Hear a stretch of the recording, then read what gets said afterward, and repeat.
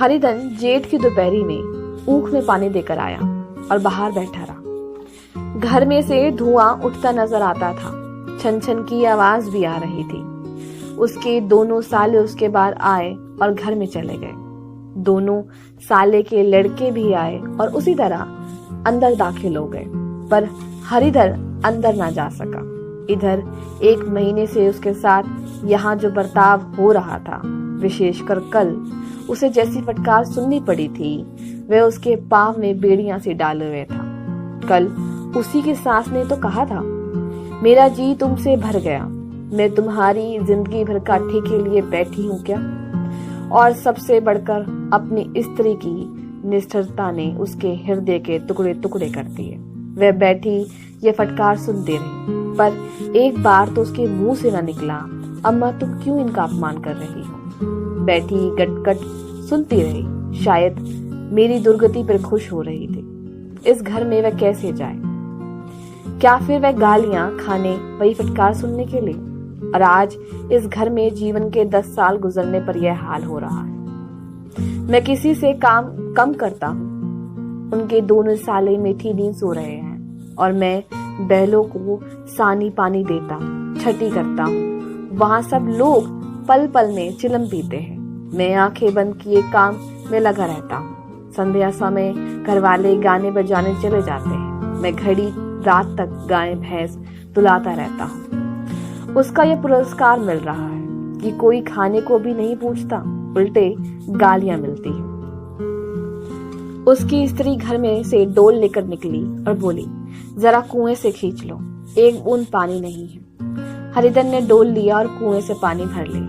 उसे जोर की भूख लगी हुई थी। समझा अब खाने को बुलाने आवेगी, मगर स्त्री डोल लेकर अंदर चली गई। हरिधन थका मांदा व्याकुल पड़ा सो गया। साहस उसकी स्त्री गुमनामी ने आकर उसे जगाया। हरिधन ने पड़े पड़े कहा, क्या है? क्या पड़े भी रहने न देगी या और पानी चाहिए? गुमनामी कुछ स्वर में बोली, घुराते क्यों हूँ? खाने को बुलाने आई हूँ। हरिधन ने देखा उसके दोनों साले और बड़े साले के दोनों लड़के भोजन किए चले आ रहे थे। उसकी देह में आग लग गई। मेरी अब यह नौबत पहुंच गई कि इन लोगों के साथ मैं बैठकर खा भी नहीं सकता। ये लोग मालिक हैं, मैं इनकी झूठी थाली चाटने वाला हूँ। मैं इनका कुत्ता हूँ जिसे खाने के बाद एक टुकड़ा रोटी डाल दी जाती है। यही घर है जहाँ आज से 10 साल पहले उसका कितना आदर सत्कार होता था। साले गुलाम बने रहते थे, सास मुंह जोती रहती थी, स्त्री पूजा करती थी। तब उसके पास रुपए थे, जायदाद थी। अब वह दरिद्र है। उसकी सारी जायदाद को इन्हीं लोगों ने कुड़का कर दिया। अब उसे रोटी के भी लाले हैं। उसके जी में एक ज्वाला से उठी। किसी वक्त अंदर जाकर सास और सालों को भिगो कर लगाए, पर जब्त करके रह गया। पड़े पड़े बोला, मुझे भूख नहीं, आज ना खाऊंगा। गुमनामी ने कहा, ना खाओगे मेरी बला से, हाँ नहीं तो खाओगे तुम्हारे ही पेट में जाएगा, कुछ मेरे पेट में थोड़ी ना जाएगा। हरिधन का क्रोध आंसू बन गया। वह मेरी स्त्री है जिसके लिए मैंने अपना स्वाभिमान मिट्टी में मिला दिया। मुझे उल्लू बनाकर यह सब निकाल देना चाहते हैं। वह अब क्या करे, कहाँ जाए? उसकी सास आकर बोली, चलकर खा क्यों नहीं लेते? जी रूठते किस बात पर हो? यहाँ तुम्हारे नखरे सहने का किसी में बूता नहीं। जो देते हो वो मत देना। और क्या करोगे? तुमसे बेटी भी आई है, कुछ तुम्हारी जिंदगी का ठेका नहीं लिखा। हरिधन ने कहा, हाँ अम्मा, भूल थी मेरी। ये समझ रहा था कि अब मेरे पास क्या है कि तुम मेरी जिंदगी का ठेका लोगी। जब मेरे पास भी धन था तब सब कुछ आता था। अब दरिद्र हूँ, तुम क्यों बात पूछोगे? बूढ़ी सास भी मुंह फुलाकर भीतर चली गई। बच्चों के लिए बाप एक फालतू चीज, एक विलास की वस्तु है, जैसे घोड़े के लिए चने, बाबुओं के लिए मोहन भोग। माँ रोटी दाल है, मोहन भोग पर भर ना मिले तो किसका नुकसान है? मगर एक दिन रोटी दाल के दर्शन ना हो तो फिर देखिए क्या हाल होता है। पिता के दर्शन कभी कभी शाम सवेरे हो जाते हैं। वह बच्चे को उछालता दुलारता है, कभी कभी गोद में लेकर या उंगलियां पकड़कर सैर कराने ले जाता है। और बस यही उसके कर्तव्य की रीति है। पर वह परदेश चला जाए, बच्चे को परवाह नहीं होती, लेकिन माँ तो बच्चे का सर्वस्व है। बालक 1 मिनट के लिए भी उसका वियोग नहीं सह सकता। पिता कोई हो, उसे परवाह नहीं केवल। एक उछलने कूदने वाला आदमी होना चाहिए, लेकिन माँ तो अपनी ही होनी चाहिए। सलाहो आने अपनी वही रूप, वही रंग, वही प्यार, वही सब। वह अगर नहीं है तो बालक के जीवन का सूत्र मानो सूख जाता है। फिर वह शिव का नंदी है, जिस पर फूल या जल चढ़ाना लाजमी नहीं, अखियारी है। हरिधन की माता का आज 10 साल हुए देहांत हो गया था। उस वक्त उसका विवाह हो चुका था। वह 16 साल का कुमार था, पर माँ के मरते ही उसे मालूम हुआ मैं कितना निसहाय हूँ, जैसे उस पर उसका कोई अधिकार ही ना हो। बहनों के विवाह हो चुके थे, भाई कोई दूसरा ना था। बेचारा अकेले घर में जाते भी डरता था। माँ के लिए रोता था, पर माँ की परछाई से डरता था। जिस कोठरी में उसने देह त्याग दिया था, वह उस तरफ आंख तक न उठाता। घर में एक बुआ थी, वह हरिधन का बहुत दुलार करती थी। हरिधन को अब दूध ज्यादा मिलता, काम भी कम करना पड़ता। बुआ बार बार पूछती, बेटा कुछ खाओगे? बाप भी अब उसे ज्यादा प्यार करता, उसके लिए अलग एक गाय मंगवा दी। कभी कभी उसे कुछ पैसे दे देता कि जैसे चाहे खर्च करे, पर इन मरहमों से घाव ना पूरा होता था, जिसने उसकी आत्मा को आहत कर दिया था। यह दुलार और प्यार बार बार उसे माँ की याद दिलाता। माँ की घुड़कियों में जो मजा था, वह क्या इस दुलार में था? माँ से मांग कर, लड़कर, छीन कर, रूठ कर लेने में जो आनंद था, वह क्या इस भिक्षा दान में था? पहले वह स्वस्थ था, मगर मांग कर खाता, लड़कर खाता। वह बीमार था, अच्छे से अच्छे पदार्थ उसे दिए जाते, पर वह भूख न थी। साल भर तक वह इस दशा में रहा। फिर दुनिया बदल गई। एक नई स्त्री, जिसे लोग उसकी माता कहते थे, उसके घर में आई और देखते देखते एक काली घटा की तरह उसकी संकुचित भूमंडल पर छा गई। सारी हरियाली, सारे प्रकाश पर अंधकार का पर्दा पड़ गया। हरिधन ने इस नकली माँ से बात तक न की, कभी उसके पास गया तक नहीं। एक दिन घर से निकला और ससुराल चला गया। बाप ने बार बार बुलाया, पर उसके जीते जी वह फिर उस घर में न गया। जिस दिन उसके पिता के देहांत की सूचना मिली, उसे एक प्रकार का ईर्ष्या में हर्ष हुआ। उसकी आंखों से आंसू की एक बूंद भी ना आई। इस नए संसार में हरिधन को एक बार फिर मृत स्नेह का आनंद मिला। उसकी सांस ने ऋषि वरदान के भांति उसके शून्य जीवन को विभूतियों से परिपूर्ण कर दिया। मृत भूमि में हरियाली उत्पन्न हो गई। सालियों के चुहल में, सांस के स्नेह में, सालों के वाक विलास और स्त्री के प्रेम में उसके जीवन की सारी आशंकाएं पूरी हो गई। सास कहती, बेटा तुम इस घर को अपना समझो, तुम ही मेरे आंखों के तारे हो। वह अपने लड़कों की बहुओं की शिकायत करती। वह दिल में समझता, सास जी मुझे अपने बेटों से भी ज्यादा चाहती है। बाप के मरते ही वह घर गया और अपने हिस्से के जायदाद को कुर्का करके रुपयों की थैली लिए हुए आ गया। अब उसका दुगना आदर सत्कार होने लगा। उसने अपनी सारी संपत्ति सास के चरणों पर अर्पित करके अपने जीवन को सार्थक कर दिया। अब तक उसे कभी कभी घर की याद आ जाती थी, अब भूल कर भी उसकी याद न आती थी। मानो वह इसके जीवन का कोई भीषण कांड था, जिसे भूल जाना उसके लिए अच्छा था। वह सबसे पहले उठता, सबसे ज्यादा काम करता। उसका मनोयोग, उसका परिश्रम देखकर गांव के लोग दांतों तले उंगली दबाते थे। उसके ससुर का भाग बखानते, जिसे ऐसा दामाद मिल गया। लेकिन जो जो दिन गुजरते, उसका मान सम्मान घटता गया। पहले देवता, फिर घर का आदमी, अंत में घर का दास हो गया। रोटियों में भी बाधा पड़ गई, अपमान होने लगा। घर के लोग भूखे मरते और उसे भी साथ में मरना पड़ता, तो उसे जरा भी शिकायत न होती।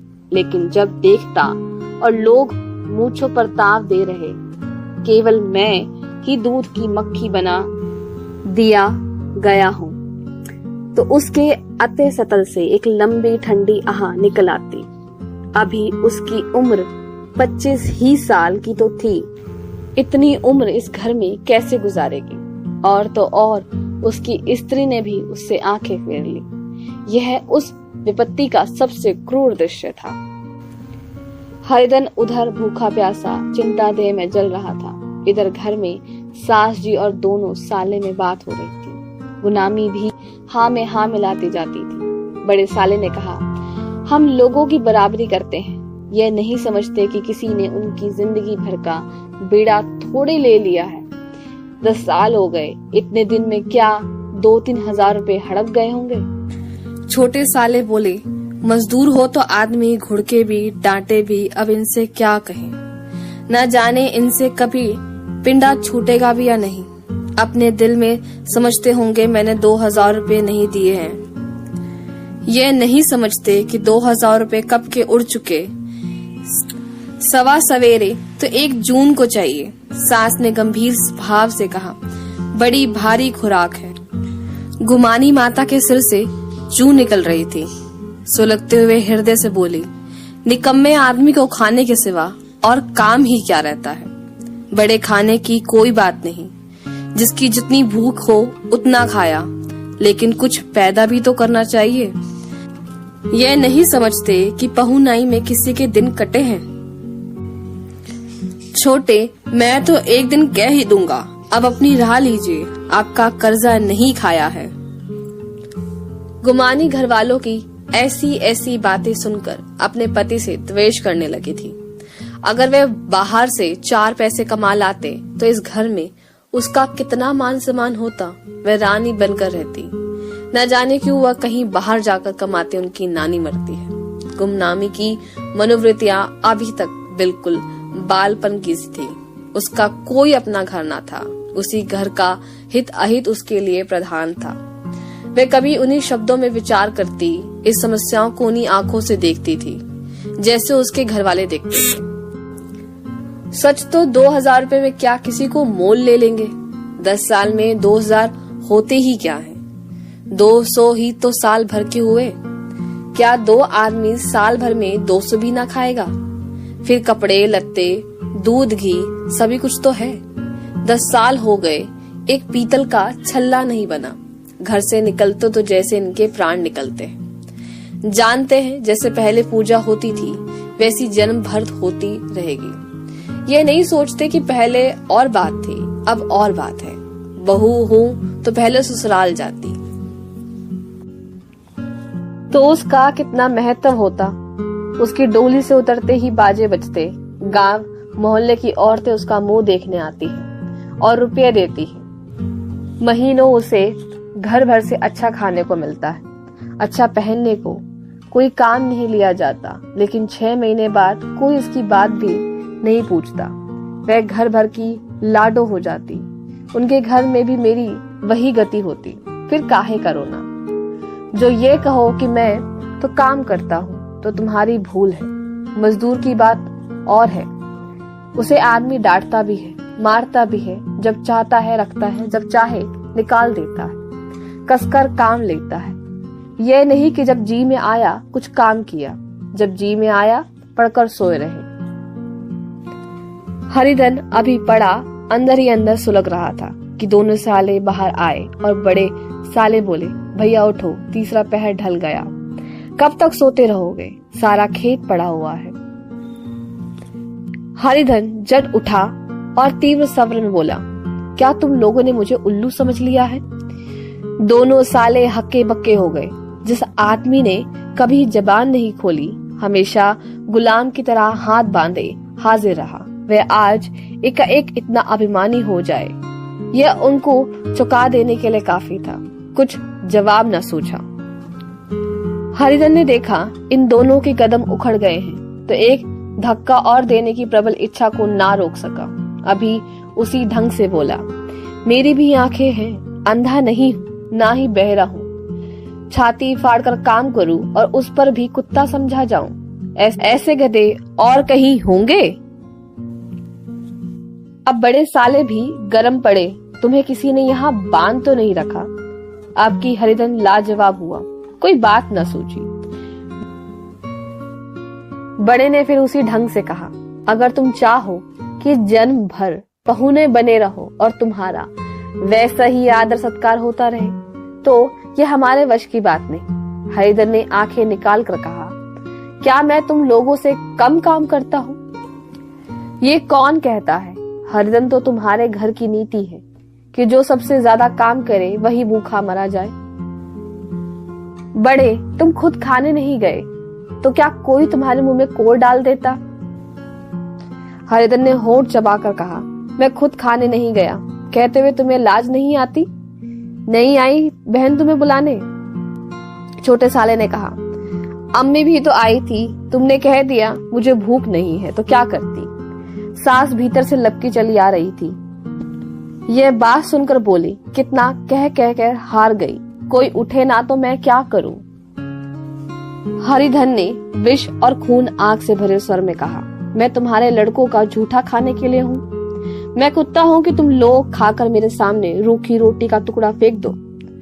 बुढ़िया ने ऐंठ कर कहा, तो क्या तुम लड़कों की बराबरी करोगे? हरिधन परास्त हो गया। बुढ़िया ने एक ही वहार में उसका काम तमाम कर दिया। उसकी तनी हुई भवें ढीली पड़ गई, आंखों की आग बुझ गई, फड़कते हुए नूथने शांत हो गए। किसी आहत मनुष्य की भांति वह जमीन पर गिर पड़ा। क्या तुम मेरे लड़कों की बराबरी करोगे? यह वाक्य लंबे भाले की तरह उसके हृदय में चुभता चला जाता रहा। ना हृदय का अंत था न उस भाले का। सारे घर ने खाया पर हरिधन ना उठा। सास ने मनाया, सालियों ने मनाया, ससुर ने भी मनाया, दोनों साले मना कर थक गए। हरिधन ना उठा। वही द्वार पर एक टाट पर पड़ा था। उसे उठाकर सबसे अलग कुएं पर ले गया और जगत पर बिछाकर पड़ा रहा। रात भीग चुकी थी। अनंत प्रकाश में उज्जवल के तारे बालकों की भांति क्रीड़ा कर रहे थे। कोई नाचता था, कोई उछलता था, कोई हंसता था, कोई आंखें भीज कर फिर खोल देता। कोई साहसी बालक सपाट भरकर एक पल में उस विस्तृत क्षेत्र को पार कर लेता था और न जाने कहां छिप जाता था। हरिधन को अपना बचपन याद आया, जब वह भी इसी तरह क्रिया करता था। उसकी बाल स्मृतियां उन्हें चमकीले तारों की भांति प्रज्वलित हो गई। वह अपना छोटा सा घर, वह आम के बाग जहां वह कैरिया चुना करता था, वह मैदान जहां वह कबड्डी खेला करता था, सब उसे याद आने लगे। फिर अपनी स्नेह में माता की सदैव मूर्ति उसके सामने खड़ी हो गई। उन आंखों में कितनी करुणा थी, कितनी दया थी। उसे ऐसा जान पड़ता मानो आंखों में आंसू भरे हैं। उसे छाती से लगाने के लिए हाथ फैलाए उसकी ओर चली आ रही है। वह उस मधुर भावना में अपने आप को भूल गया। ऐसा जान पड़ा मानो माता ने उसे छाती से लगा लिया और उसके सिर पर हाथ फेर रही है। वह रोने लगा, फूट फूट कर रोने लगा। उसी आत्मस्मृति दशा में उसके मुंह से यह शब्द निकला, अम्मा तुमने मुझे कितना भुला दिया। देखो तुम्हारे प्यारे लाल की क्या दशा हो रही है। कोई उसे पानी को भी नहीं पूछता। क्या जहाँ तुम हो वहाँ मेरे लिए कोई जगह नहीं है? साहस गुमानी ने आकर पुकारा, क्या सो गए तुम? नौज, किसी को ऐसी राक्षसी नींद आए, चलकर खा क्यों नहीं लेते? कब तक कोई तुम्हारे लिए बैठा रहे? हरिधन उस कल्पना जगत से क्रूर प्रयासित में आ गया। कहीं कुएं की जगत थी, वही फटा हुआ टाट और गुमानी सामने खड़ी कह रही थी, कब तक कोई तुम्हारे लिए। हरिधन उठा, बैठा और मानो तलवार मयान से निकाल कर बोला, भला तुम्हें मेरी सुध तो आई? मैंने तो कह दिया था मुझे भूख नहीं है। गुमानी तो कह के दिन ना खाओगे। अब इस घर का पानी भी ना पीऊंगा। तुझे मेरे साथ चलना है या नहीं? दृढ़ संकल्प से भरे हुए इन शब्दों को सुनकर गुमानी सहम उठी, बोली, कहाँ जा रहे हो? हरिधन ने मानो नशे में कहा, तुझे इससे क्या मतलब? मेरे साथ चलेगी या नहीं? फिर पीछे से ना कहना, मुझसे कहा नहीं। गुमानी आपत्ति से बोली, तुम बताते क्यों नहीं कहाँ जा रहे हो? तुम मेरे साथ चलोगी या नहीं? जब तक तुम बता ना दोगी मैं नहीं जाऊंगा। तो मालूम हो गया तू नहीं जाना चाहती। मुझे इतना ही पूछना था। नहीं, अब तक मैं आधी दूर निकल गया होता। यह कहकर वह उठा, अपने घर की ओर चला। गुमानी पुकारती रही, सुन लो सुन लो सुन लो, पर उसने पीछे फिर कभी न देखा। 30 मील की मंजिल हरिधन ने 5 घंटे में तय की। जब वह अपने गांव की आमरियों के सामने पहुंचा तो उसकी मृत भावना उषा की सुनहरी गेंद में खेल रही थी।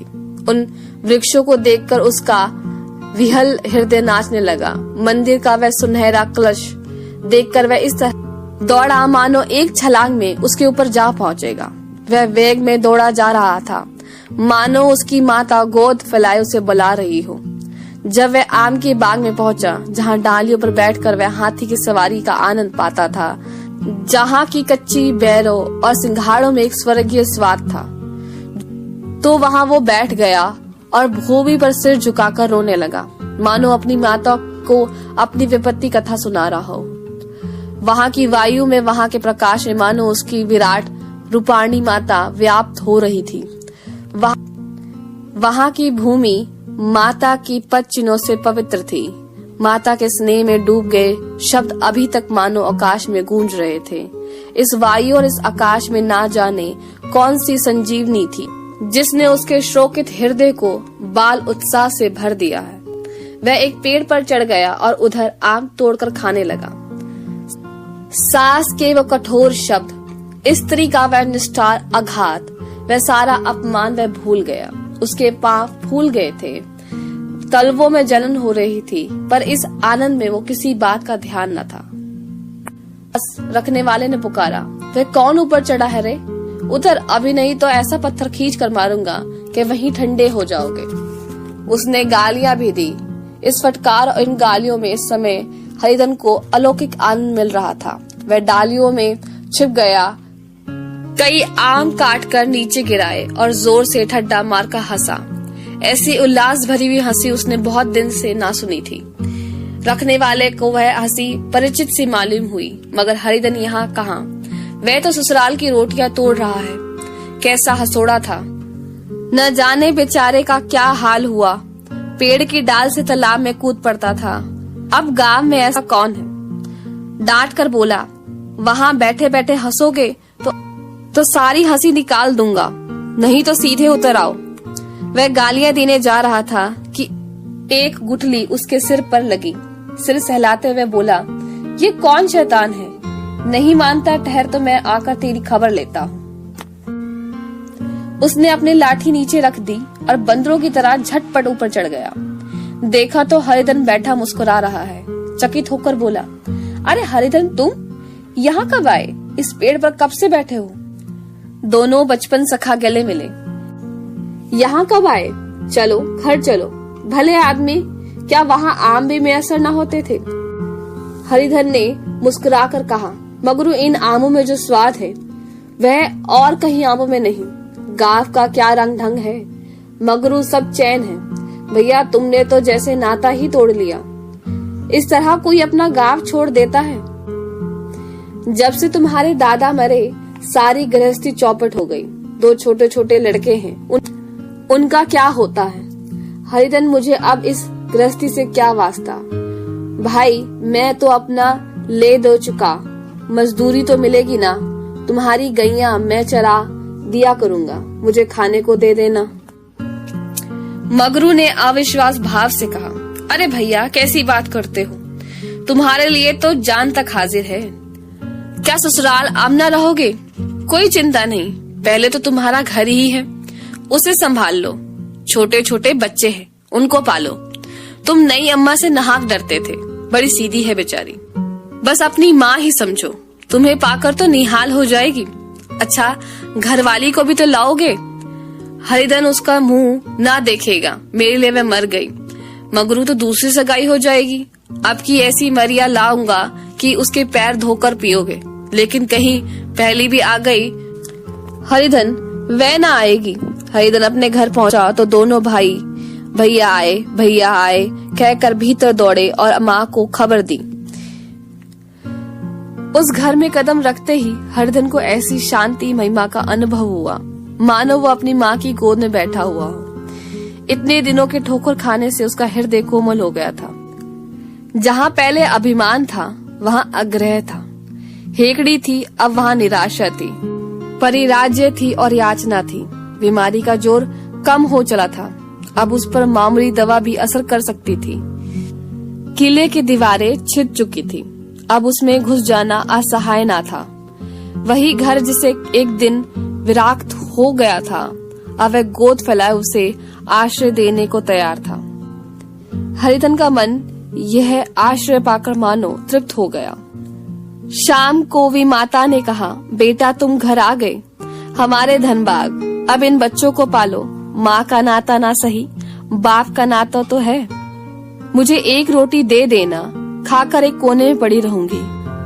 तुम्हारी अम्मा से मेरा बहन का नाता है, उस नाते से भी तो तुम मेरे लड़के होते हो। हरिधन के मृत विहाल आंखों को भी माता के रूप में माता के दर्शन हुए। घर के एक एक कोने में मृत मृत्यु की छटा चांदनी की भांति छिड़की हुई थी। विमाता का प्रोत मुखमंडल भी उसी छटा से रचित था। दूसरे दिन हरिधन फिर कंधे पर हल रखकर खेत को चला। उसके मुख पर उल्लास था, आंखों में गर्व। वह किसी का आश्रित नहीं, आश्रयदाता था, किसी के द्वार का भिषुक नहीं, घर का रक्षक था। एक दिन उसने सुना गुमनामी ने दूसरा घर कर लिया। माँ से बोला, तुमने सुना काकी, गुमनामी ने घर कर लिया। काकी ने कहा, घर क्या कर लेगी ठड्डा, बिरादरी में ऐसे अंधेरे, पंचायत नहीं अदालत तो है। हरिधन ने कहा, नहीं काकी, बहुत अच्छा हुआ, ला महावीर जी को लड्डू चढ़ाऊं। मैं तो डर रहा था कहीं मेरे गले ना आ पड़े। भगवान ने मेरी सुन ली। मैं वहां से यही ठान कर चला था, अब उसका मुंह न देखूं।